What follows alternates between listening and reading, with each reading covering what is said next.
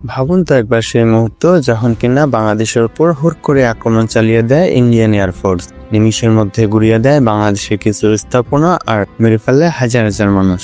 হ্যাঁ, হয়তো এমনটাই পরিকল্পনা করছে ভারতীয় সরকার, যা কিনা ইতিমধ্যেই প্রকাশ করা হয়েছে ভারতীয় কিছু গণমাধ্যমে। সার্জিক্যাল স্ট্রাইক নামক এমনই এক অপারেশন চালাতে যাচ্ছে বাংলাদেশের উপর। সার্জিক্যাল স্ট্রাইক হয়তো এখন অনেকের মনেই প্রশ্ন জেগেছে, কি এই সার্জিক্যাল স্ট্রাইক বা কিভাবে পরিচালনা করা হয় এই অপারেশনটি। চলুন তাহলে জেনে নেওয়া যাক আসলে কি এই সার্জিক্যাল স্ট্রাইক। সার্জিক্যাল স্ট্রাইক সম্পর্কে জানতে হলে আমাদেরকে যেতে হবে 2016 সালে। তখনকার সময়ে পাকিস্তানের কিছু জঙ্গি গোষ্ঠীর সঙ্গে ভারতীয়দের জন্য এক চরম শত্রুতা গড়ে ওঠে। জঙ্গি গোষ্ঠীর একের পর এক হামলা আর হুমকি যেন তাদেরকে খুব ভালোভাবেই নাড়া দিয়েছিল। সবশেষ 2016 সালে পাকিস্তানের ভারতীয় সেনাঘাঁটিতে হামলার পর ভারত সরকার যেন জঙ্গিদের মোকাবেলা করার জন্য একবারে সঠিক প্রস্তুতি নিয়ে রেখেছিল।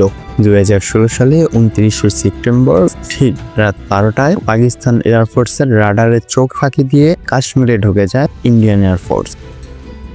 আপনি ঠিকই শুনেছেন, ইন্ডিয়ান এয়ারফোর্স আর ইন্ডিয়ান আর্মির এই চালাকি একদমই ধরতে পারেনি পাকিস্তানি এয়ারফোর্স। পাকিস্তানের কাশ্মীরে ঢুকে নিমিষের মধ্যেই গুড়িয়ে দেয় শত শত জঙ্গি গোষ্ঠীর আস্তানা আর মেরে ফেলে কয়েক হাজার জঙ্গি। রাত 12টায় শুরু হওয়া সেই অপারেশনটি শেষ হয় ভোর 4টায়। খুব অল্প সময়ের মধ্যেই যেন এক বিশাল কাজ করে দেয় ইন্ডিয়ান এয়ারফোর্স। পরবর্তীতে যার নামকরণ করা হয় সার্জিক্যাল স্ট্রাইক।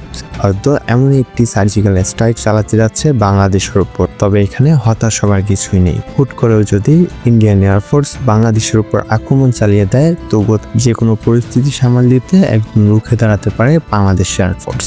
বাংলাদেশ কোনো ধরনের যুদ্ধ চায় না, তবে নিজের সার্বভৌমত্ব রক্ষায় কাউকে বিন্দু পরিমাণে ছাড় দিবে না। সব ধরনের পরিস্থিতি মোকাবেলা করার জন্য প্রস্তুতি নিয়ে রেখেছে বাংলাদেশ এয়ারফোর্স এবং বাংলাদেশ সেনাবাহিনী।